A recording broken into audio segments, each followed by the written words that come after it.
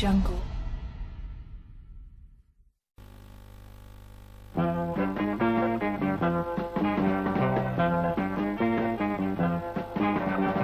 Gran festa del calcio oggi a San Siro. Appassionati, tifosi dell'una e dell'altra squadra si sono dati appuntamento per festeggiare il Cagliari campione d'Italia e Gianni Rivera, diciamo così, campione d'Europa individuale. Agli applausi dei sostenitori sardi, convenuti in gran numero, si sono uniti quelli di Milano Sportiva, che ha così festeggiato i neocampioni. Per l'occasione il Cagliari ha offerto i gradi di capitano a Domenghini, a quel giocatore cioè che già aveva conquistato lo scudetto su questo campo quando militava nell'Inter. Poi tutti i milanisti hanno offerto una medaglia ricordo ai loro colleghi sardi. A conclusione delle premiazioni vi è stata la consegna a Gianni Rivera del Pallone d'Oro, quel riconoscimento che ogni anno premia il migliore giocatore d'Europa della stagione. Rivera si è aggiudicato lo speciale referendum indetto tra giornalisti di tutto il continente, precedendo in graduatoria un altro italiano, Gigi Riva. Per il calcio nostrano, per la prima volta al vertice dei valori individuali europei, si tratta di un riconoscimento importante e di buon auspicio in vista dei campionati mondiali. Dopo la cerimonia, la partita.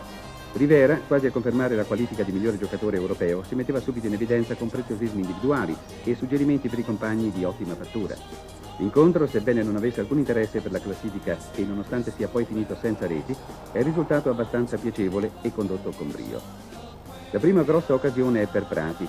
Su incursione del Milan, Greatti tenta il passaggio di testa al proprio portiere, ma offre invece al milanista un'occasione favorevole. In questo inizio il Cagliari non riesce a fare granché.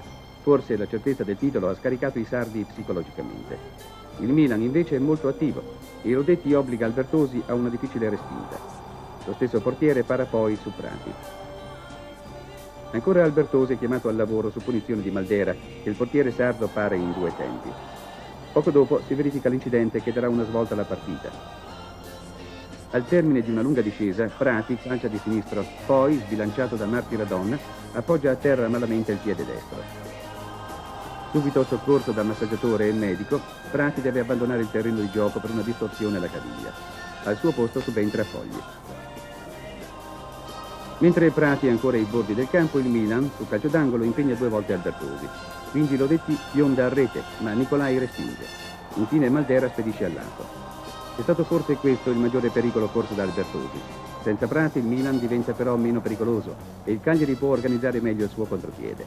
Uno scatto di Riva e i tentativi di conclusione di Gori e di Bruniera portano la prima seria minaccia alla rete difesa dal bravo Vecchi. La potenza atletica di Riva consente all'ala sinistra cagliaritana un altro scatto aggressivo poco dopo. Il suo tiro è però centrale e Vecchi può bloccare. Prima dello scadere del tempo una sventola di Bruniera, oggi molto attivo, trova ancora pronto Vecchi a una brillante deviazione oltre il fondo. Nel secondo tempo la partita scade un po' di tono. La vivacità dei primi 45 minuti scema gradualmente. Ci si affida più che altro agli spunti individuali. Il primo è di Domenghini, ma la sua conclusione non risulta molto efficace. Sebbene meno pressante, l'azione del Cagliari appare più pericolosa in zona gol per la maggiore capacità dei suoi uomini di concludere. Qui è Gori ad impegnare Vecchi. La difesa rossonera risolve poi la situazione. Sull'altro fronte i più attivi del Milan appaiono Lodetti e Rivera. Proprio da una combinazione tra i due scaturisce il pericolo maggiore per Albertosi nella ripresa. Il tiro di Rivera sfiora il montante alla destra del portiere. L'ultimo spunto è di Riva. Guardate con quanto vigore scatta l'ala sinistra del Cagliari. Riva è stato senz'altro il maggiore artefice della vittoria del Cagliari in questa stagione.